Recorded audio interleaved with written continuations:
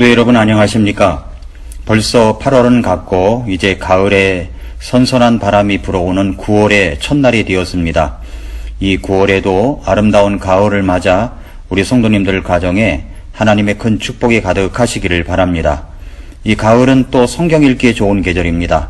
말씀을 읽고 듣고 또 예배드리고 교회 중심적인 사람이 되고 헌신 봉사해서 금년의 남은 날들을 아름답게 장식해가는 성도 여러분 되시기를 바랍니다. 내일은 독서 캠프가 있는 날입니다. 모든 성도님들이 나와서 다 와서 함께하는 시간이 되었으면 참 좋겠습니다.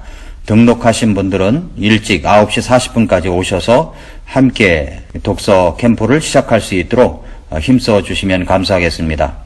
이번 주일은 제가 평택 성서침례교에 가서 말씀을 전합니다. 특별한 그 교회에 필요한 말씀을 전할 수 있도록 여러분들이 기도해 주시기 바랍니다. 우리 교회는 행당동교회 백창수 전도사님이 1부, 2부 말씀을 전합니다. 오후에는 한상수 전도사님이 말씀을 전합니다. 이분들은 하나님께서 부르신 하나님의 사람들입니다. 이분들이 전하는 말씀에 아멘으로 화답하며 또 하나님 앞에 영과 진리로 올려드리는 귀한 예배가 되실 수 있으시기를 바랍니다. 오늘의 양식 이 시간은 마가복음 4장 1절부터 20절 말씀을 통해서 지난 시간에 이어서 씨 뿌리는 자의 비유 중 돌밭, 가시떨기밭, 좋은 땅에 대한 말씀으로 4가지 마음밭이라는 제목으로 말씀을 전하겠습니다. 씨 뿌리는 자의 비유에서 첫 번째는 길가에 뿌려진 씨, 길가에 대해서 지난 시간에 말씀을 드렸습니다. 내 마음이 길가처럼 되어 말씀을 들어도 즉시 사탄이 와서 먹어버리는 이유는 내가 그 말씀을 믿지 못하게 하고 구원받지 못하게 하려 한다는 목적이 있다는 것을 깨달아야 합니다. 그 말씀에 충격을 받은 사람이 바로 존 버년이었습니다. 그래서 그는 말씀을 받고 구원받아 철로 역정이라는 고전을 쓰게 된 것입니다. 오늘은 그 뒤에 이어진 마음밭에 대해서 말씀을 드립니다. 첫째는 길가에 뿌려진 씨라고 했습니다. 둘째로 돌밭에 뿌려진 씨입니다. 마가복음 4장 5절 6절을 보면 더러는 흙이 많지 않은 돌밭에 떨어짐에 흙이 깊지 아니하므로 즉시 싹을 내나 해가 돋은 뒤에 타서 뿌리가 없으므로 시들어 버렸고 라고 했습니다. 씨앗이 돌밭에 떨어졌습니다. 그런데 그 돌밭이 흙이 별로 없습니다. 씨라고 하는 것은 정말 생명력이 넘칩니다. 아스팔트 갈라진 틈새를 비집고 나오는 풀을 본 적이 있으십니까? 아파트 창가에 먼지가 쌓여있는 그 틈에도 풀이 자라는 것을 본 적이 있으십니까? 씨앗이라고 하는 것은 생명력이 넘칩니다. 그 씨가 흙이 얇은 돌밭에 떨어졌다고 할지라도 싹은 납니다. 그런데 그 싹이 잠시는 나지만 해가 내리쬐니까 뿌리가 없기 때문에 곧 시들어 버립니다. 예수님께서 그 비유를 풀어서 설명해 주신 것을 보면 마가복음 4장 16절 17절에서 또 그와 같이 돌밭에 뿌려진 것들은 이들이니 곧 말씀을 듣고 즉시 기쁨으로 그것을 받아들이나 속에 뿌리가 없으므로 잠시만 견디다가 후에 말씀으로 인하여 고난이나 핍박이 일어나는 때에 즉시 실족하는 자들이요 라고 했습니다. 이 말씀을 누가복음 8장 13절에서는 바위 위에 있는 것들은 들을 때에 기쁨으로 말씀을 받아들이나 뿌리가 없어 잠시 믿다가 시험의 때에 떨어져 나가는 자들이요 라고 말씀합니다. 말씀을 받았습니다. 그런데 말씀을 듣고 즉시 기쁨으로 받습니다. 기쁨으로 받아들입니다. 예배를 마치고 나가면서도 이런 인사를 합니다. 목사님, 오늘 말씀이 저를 위한 말씀 같았습니다. 맞았어, 진리야. 이 말씀은 얼마나 위대한 하나님의 진리인가. 그렇게 반응하며 그런 이야기를 하는 분을 보면 참 훌륭하게 보입니다. 설교자로서 기분도 좋고요. 우리가 말씀을 기쁨으로 받았습니다. 그런데 그 말씀을 받는 순간 그 말씀대로 살아가려고 하니까 불리함이 느껴집니다. 그 말씀대로 하려고 하니까 불리함이 느껴지고 불편함이 느껴지니까 등을 돌려버립니다. 길가밭의 적이 마귀사탄이었다면 이 돌밭과 같은 마음밭의 적은 누구입니까? 바로 육신입니다. 환난이나 핍박이 오니까 육신의 어려움이 오니까 곧 넘어집니다. 우리의 육신은 편한 것을 생각합니다. 조금이라도 귀찮으면 던져버립니다. 우리의 육신은 나를 더 편하게 해주고 나를 더 축복되게 해주고 나를 더 성공하게 만드는 것만 찾습니다. 그렇게 하다가 나를 고생스럽게 만들겠다고 하는 것, 내 육신을 괴롭게 만드는 어떤 상황이 오면 그것이 진리인지 비진리인지, 그것이 하나님께로부터 왔는지 그렇지 않는지 따져보지도 않고 물러가 버립니다. 왜냐하면 그것이 나를 더 불리하게 하기 때문입니다. 그래서 더 이상 그 진리를 듣고 싶지가 않은 것입니다. 여러분은 예수님을 믿고 구원받고 믿음 생활하는 것을 진리의 말씀이기 때문에 선택을 했습니까? 아니면 축복을 받는다고 생각해서 선택했습니까? 오늘날 많은 한국의 크리스천들이 축복만을 받기 위해서 선택을 한 것처럼 느껴질 때가 많습니다. 이 생명의 말씀을 통해서 내가 구원받을 때 내 생명과 멸망을 좌우하는 거룩한 진리이기 때문에 이 진리를 받아들였습니까? 아니면 그냥 예수 믿으면 복 받는다고 하니까 받아들였습니까? 예수 믿으면 장사 잘 되고 예수 믿으면 돈도 잘 벌린다고 생각해서 믿는다고 말하는 분이 있는 것 같습니다. 그러나 교회를 나와서 보니까 믿는다고 하고 계속 다니다 보니까 자식이 꼭 잘 되는 것도 아니고 장사가 잘 되는 것도 아니고 돈도 잘 벌리는 것도 아닌 것 같다고 생각될 때, 다시 말해서 오늘 말씀처럼 말씀으로 인하여 고난이나 핍박이 일어나는 때에 즉시 실족하는 일들이 일어나는 것입니다. 사람들이 교회에 와서 예수 믿는다고 하는 것을 보면 실용주의적 생각으로 교회를 나오는 사람들이 좀 있습니다. 실용주의는 진리에는 관심이 없습니다. 나에게 유익을 줄 수 있는가, 그렇지 않은가에만 관심이 있습니다. 말씀 때문에 환난이나 핍박이 일어나면 금방 넘어지는 것입니다. 내가 교회를 다니게 되면 어떤 유익이 돌아오는지부터 계산을 합니다. 그리고 교회를 나옵니다. 이런 사람이 바로 돌짝밭과 같은 마음을 가진 사람들입니다. 셋째로 가시나무 밭에 뿌려진 씨입니다.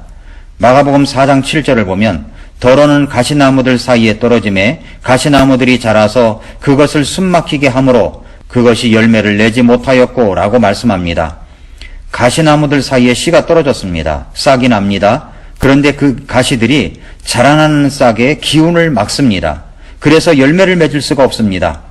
예수님께서 이 말씀에 대한 설명, 마가복음 4장 18절 19절을 보면 가시나무들 사이에 뿌려진 것들은 이들이니 곧 말씀을 듣되 이 세상의 염려와 재물의 속임수와 다른 것들에 대한 정욕이 들어와 말씀을 숨막히게 하여 열매 맺지 못하게 되는 자들이니라 라고 했습니다. 누가복음 8장 14절을 보면 가시나무들 사이에 떨어진 것은 말씀을 듣고 나아가다가 이 세상 삶의 염려와 재물과 쾌락으로 숨이 막혀 완전함에 이르는 열매를 내지 못하는 자들이니라 라고 했습니다. 가시나무가 기운을 막는다는 것이 무엇을 말하는 것입니까? 이 세상의 염려와 재물의 속임수를 말하는 것입니다. 길가밭의 적은 마귀사탄입니다. 돌짝밭의 적은 육신입니다. 그렇다면 가시밭의 적은 무엇입니까? 그 적이 이 사람에게 말씀의 씨가 떨어졌는데 그 적이 이 사람을 열매 맺지 못하게 모든 것을 막고 있습니다. 기운을 막고 있습니다. 그것이 무엇입니까? 그것은 바로 세상입니다. 세상의 염려, 세상의 재물이 말씀의 기운을 막고 있습니다. 그러니까 우리가 말씀을 받지만 그 말씀이 자라지 못하도록 열매를 맺지 못하도록 하는 3대 원수가 있는 것입니다. 그것은 바로 마귀와 육신과 세상입니다. 말씀을 받았습니다. 믿음을 가지려고 합니다. 그런데 이 믿음을 자라가지 못하도록 하는 것이 있습니다. 그것은 바로 세상에 대한 염려 때문입니다. 세상에 대한 욕심 때문입니다. 이것이 그 믿음을 자라지 못하게 한다는 것입니다. 오늘 여러분의 주인은 누구입니까? 여러분의 주님은 누구입니까? 예수님보다도 다른 일에 더 큰 관심과 시간을 쏟고 있는 것은 아닙니까? 내 손에 재물이 들어올 때마다 더 큰 관심과 시간을 어디에다 쏟고 있습니까? 하나님입니까? 진리입니까? 성경이 아닙니까? 사실은 세상에 있는 그 어떤 것에 있는 것은 아닙니까? 에콰도르 정글에서 예수 그리스도의 복음을 전하다가 목숨을 잃었던 짐 엘리엇이라는 선교사님이 이렇게 말했습니다. 붙들고 있을 수 없는 것을 붙들려고 몸부림치는 것보다 더 어리석은 사람이 어디에 있겠는가? 그러나 정말 놓치지 말아야 할 것을 붙들기 위하여 붙들 수 없는 것을 놔버리는 것은 결코 낭비가 아니다. 여러분이 재물을 붙들 수가 있습니까? 이 세상에서 여러분이 주님보다 자신을 더 사랑하도록 만드는 관심거리가 무엇인지 생각해 보십시오. 이 가시나무 사이에 떨어진 씨는 결코 자랄 수가 없었습니다. 가시나무가 세상 것들이 자신을 억누르고 기운을 막고 있었기 때문입니다. 이 모습은 혹시 여러분의 모습은 아닙니까? 넷째로 좋은 땅 속에 씨를 받은 자입니다. 마지막 받으림이 무엇입니까? 좋은 땅이라고 합니다. 좋은 땅의 씨는 어떻게 되었습니까? 100배, 60배, 30배의 결실을 맺습니다. 마가복음 4장 8절을 보면 다른 것은 좋은 땅에 떨어짐에 싹을 내고 자라서 열매를 맺어 얼마는 30배, 얼마는 60배, 얼마는 100배를 내었느니라 하시고 라고 했습니다. 23절에서 예수님께서는 이렇게 깨닫게 해주십니다. 좋은 땅에 뿌려진 것들은 이들이니 곧 말씀을 듣고 받아들여 얼마는 30배, 얼마는 60배, 얼마는 100배의 열매를 내는 자들이니라 하시니라 라고 했습니다. 이 말씀을 누가복음 8장 15절에서는 그러나 좋은 땅에 있는 것들은 말씀을 듣고 정직하고 선한 마음 속에 그것을 간직하여 인내로 열매를 내는 자들이니라 라고 했습니다. 말씀을 듣고 깨닫기 위하여 어떻게 해야 합니까? 정직하고 선한 마음이 있어야 합니다. 그것을 잘 간직하여 인내해야 합니다. 그럴 때 열매를 맺을 수 있다는 것입니다. 정직하고 선한 마음 속에 그것을 간직하여 인내하는 것입니다. 왜 이 말씀을 들으십니까? 간직하여 인내로 열매를 맺기 위해서입니다. 여러분은 왜 설교를 들으십니까? 오늘 이 말씀을 듣기 위해서 먼저 무슨 기도를 하셨습니까? 단순히 형식적으로 이 말씀을 듣고 있습니까? 지적인 만족을 얻기 위해서 듣고 있습니까? 아니면 내 삶이 변화되고 인격이 변화되고 행동이 변화되기 위해서 듣고 있습니까? 성경에 데살로니가 교회라는 교회가 있습니다. 그런데 이 교회는 하나님 말씀을 받을 때에 이렇게 받았다고 데살로니가전서 2장 13절 말씀에 말씀합니다. 이런 까닭에 우리가 또한 하나님께 끊임없이 감사를 드림은 너희가 우리에게서 들은 하나님의 말씀을 받을 때에 그것을 사람들의 말로 받지 아니하고 하나님의 말씀으로 받았기 때문이니 진실로 그러하도다. 그 말씀이 또한 믿는 너희 안에서 효력 있게 일하느니라 라고 했습니다. 사실 하나님의 말씀은 내 심장을 꿰뚫고 있습니다. 내 마음의 밑바탕을 다 아십니다. 내 실수를 아십니다. 내 숨은 죄도 아십니다. 오점과 죄악을 아시고 내가 숨기고 있는 은밀한 죄들, 침대 밑바닥에 숨기고 있고 은밀하게 패스워드를 걸어놓은 것까지도 다 아십니다. 그런 하나님의 말씀을 듣는다는 것은 정말 두려운 일입니다. 그러나 우리 하나님은 말씀으로 나를 찾아오셔서 그 말씀으로 나의 죄악을 용서해 주시고 아픈 상처를 치유해 주십니다.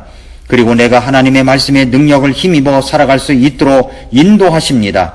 좋은 땅에 떨어졌다고 하는 것은 내가 이 말씀을 받을 때에 그 말씀을 듣고 정직하고 선한 마음 속에 그것을 간직하여 그 말씀을 깨닫고 인내로 열매를 내는 자들인 것입니다. 사랑하는 성도 여러분, 여러분의 마음밭은 어떤 밭입니까? 호세아 10장 12절에서 너희 자신을 위하여 의 안에서 심고 긍휼 안에서 거두며 너희의 묵은 땅을 부수라. 지금은 곧 주를 찾을 때니 마침내 그분께서 오셔서 의를 비같이 너희에게 내리시리라 라고 했습니다. 여러분의 마음밭이 길가밭이라면, 돌짝밭이라면, 가시나무가 널려있는 밭이라면 여러분의 묵은 땅은 부숴줘야 됩니다. 그러기 전에는 여러분의 신앙은 결코 성장할 수가 없습니다. 여러분의 신앙이 성장하는 것은 여러분의 자신에게 달려있음을 잊지 마십시오. 이것이 씨 뿌리는 자 비유에서 우리 주님께서 말씀하시는 핵심입니다.